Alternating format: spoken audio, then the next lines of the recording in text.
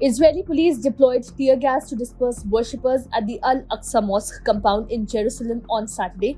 Similar unrest had occurred earlier during the final Friday prayers of Ramadan. Thousands had gathered for dawn prayers at the mosque. Israeli authorities reported that some worshippers had begun chanting provocative slogans and setting off fireworks near police officers.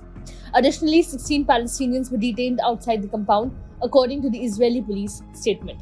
The Al-Aqsa Mosque has been a frequent flashpoint in the Israeli-Palestinian conflict. Palestinian worshippers allege that Israeli authorities have limited access to Al-Aqsa since the October 7th conflict between Israel and Hamas in Gaza. The Al-Aqsa Mosque holds immense religious significance for Muslims worldwide and is situated within a compound known to Jews as the Temple Mount, a site of historical and religious importance. This location has been a focal point for tensions between Israelis and Palestinians for many years.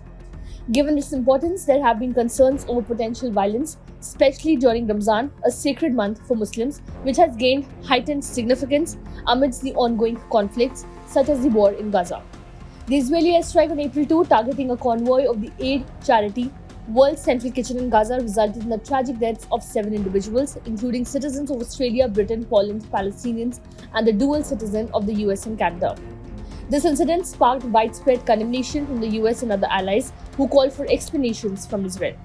Despite Israel's expression of sincere sorrow over the incident, it intensified international pressures to address the dire humanitarian situation in Gaza, exacerbated by the ongoing siege and invasion. Australia, Britain, and Poland, countries which have generally been friendly towards Israel, all demanded action to protect aid workers, underlining Netanyahu's increasing diplomatic isolation over the situation in Gaza.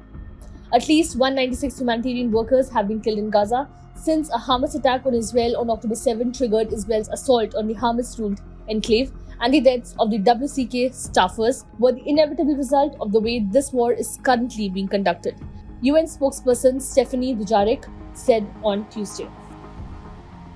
Subscribe to One India channel and never miss an update.